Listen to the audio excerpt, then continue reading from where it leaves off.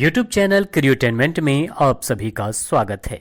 मैं हूं विद्यानंद मिश्रा और सुनाता हूं हिंदी भाषा के शब्दों का शुद्ध प्रयोग। इस श्रृंखला के तहत आज हम बात करने जा रहे हैं हिंदी के शब्द भौतिक और लौकिक, मंत्र और तंत्र, मनुष्य और पुरुष, माता और पिता तथा माया और माया की।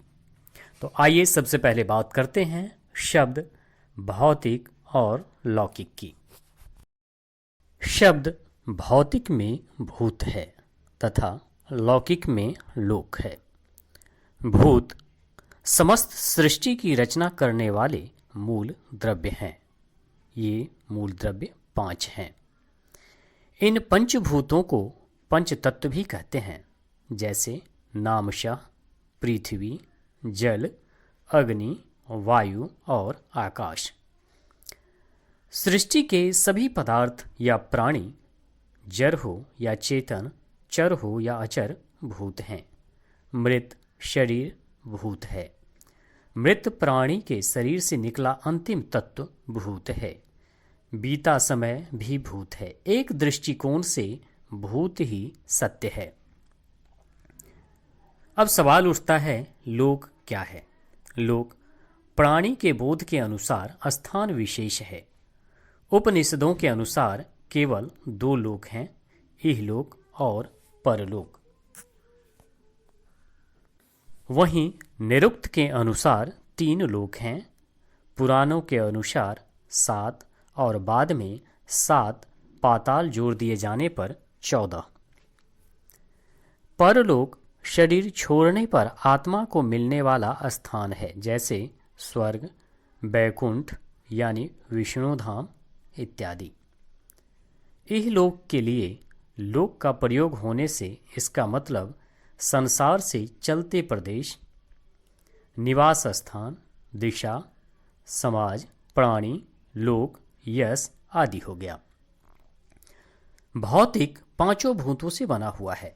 वह पार्थिव अर्थात पृथ्वी संबंधी है।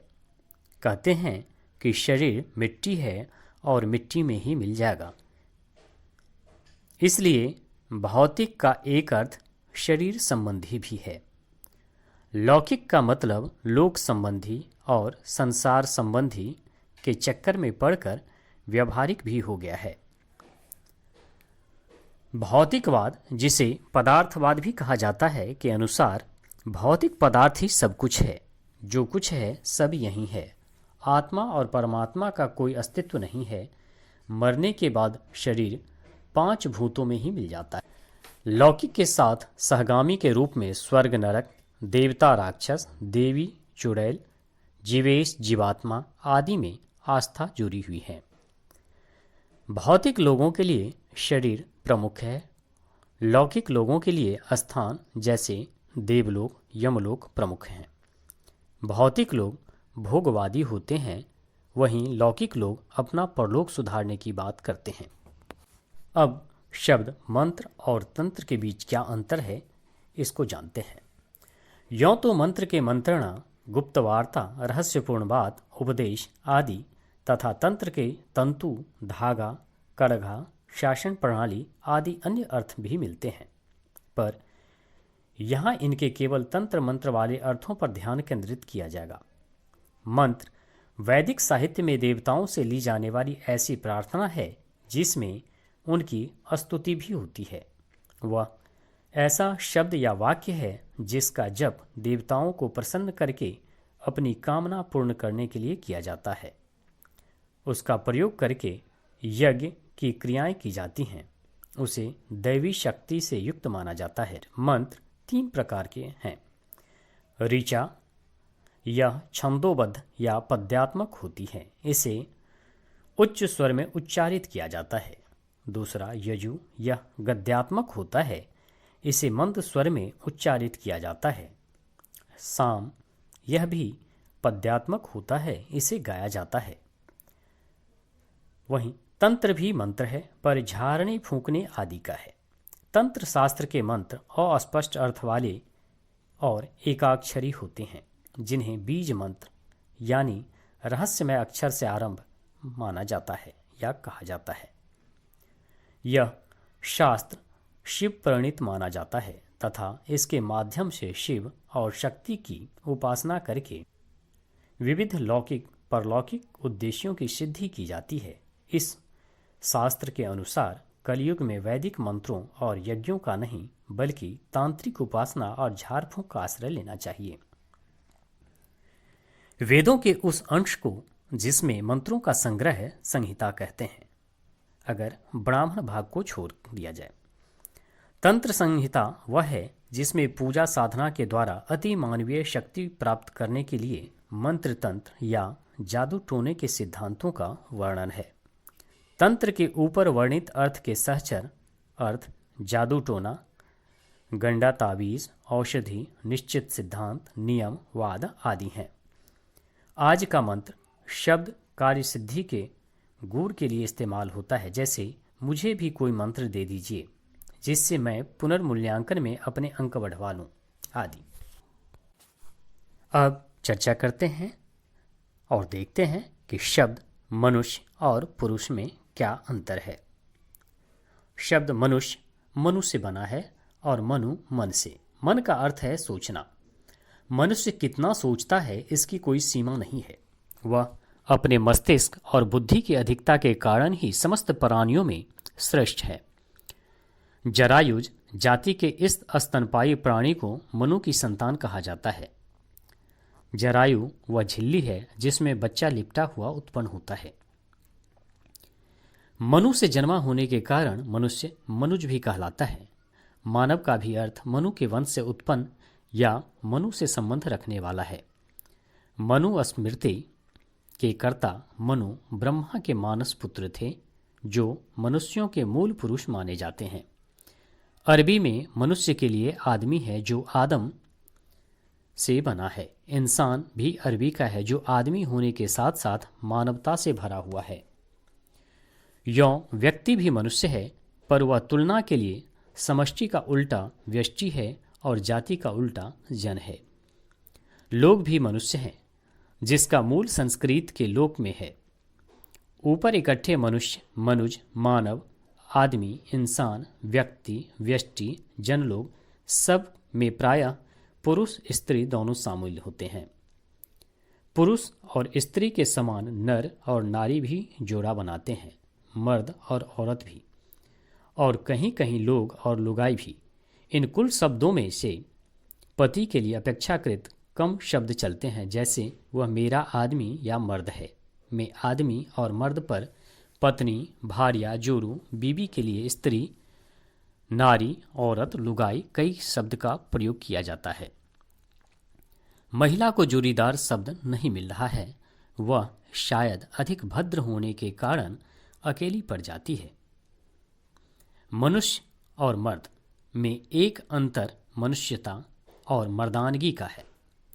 मनुष्यता भलमान साहत की ओर है, मर्दानगी साहस की ओर। पुरुषार्थ शब्द बनता है, मनुष्यार्थ कुछ नहीं होता। मनुष्य को मर्त कहा गया है, यानी मरणशील। मर्त यानी शरीर है।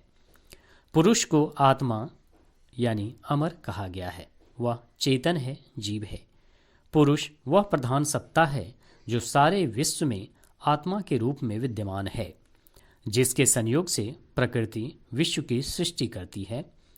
व्याकरण के शौकीन मनुष्य इस समय सोच रहे होंगे कि मनुष्य से बिल्कुल भिन्न एक अन्य पुरुष, उत्तम, मध्यम, अन्य का जिक्र अभी तक क्यों नहीं आया। अब चर्चा करते हैं शब्द माता और पिता की। यों तो कोई भी जानकार कहेगा कि माता के मूल में मातृ है और पिता के मूल में पितृ है, पर वस्तुतः इन शब्दों का स्रोत खोजने के लिए हमें हजार नहीं लाख साल पहले तक जाना पड़ेगा। वह कैसे? पहले उन कोशिशों को देखें जो इनके जन्म को समझाने के लिए समय समय पर बेजान नतीजों के साथ की गई है।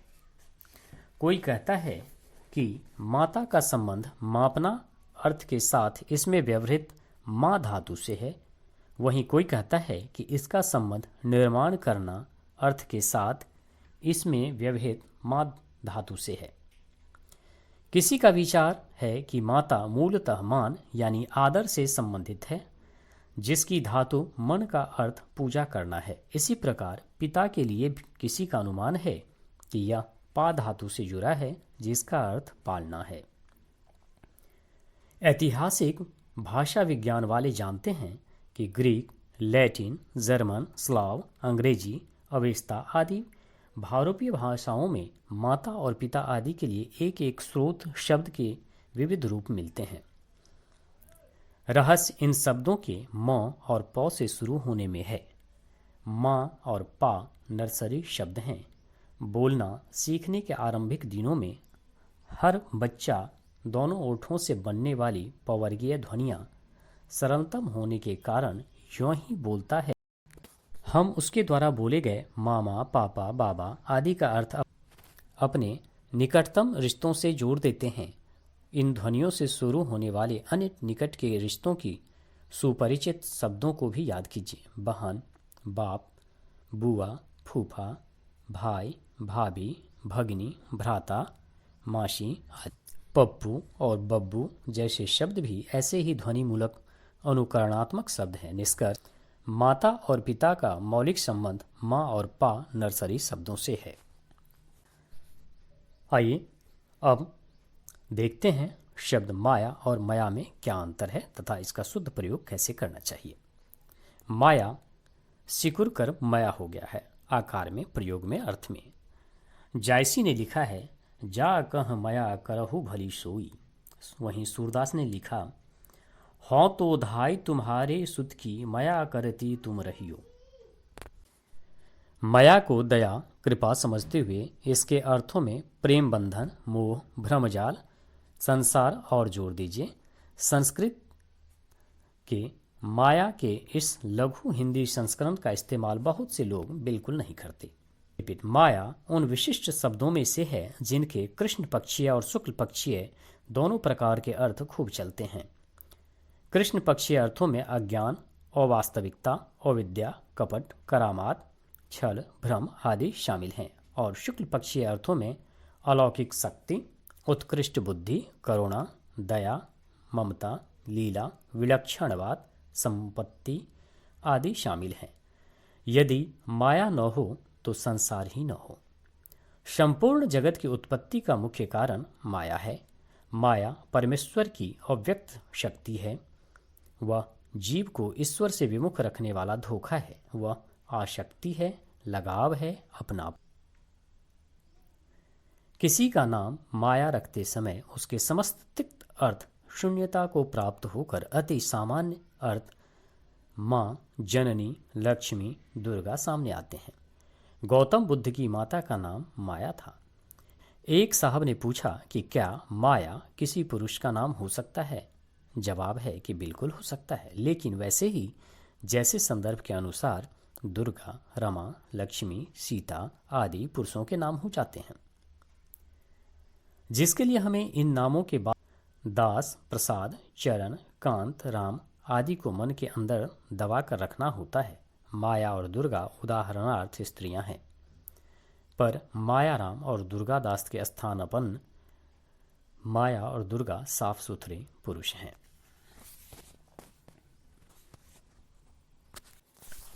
दोस्तों, इस तरह की और जानकारी के लिए हमारे YouTube चैनल क्रिएटेनमेंट को अवश्य सब्सक्राइब करें, साथ अपना कमेंट अवश्य करें। धन्यवाद।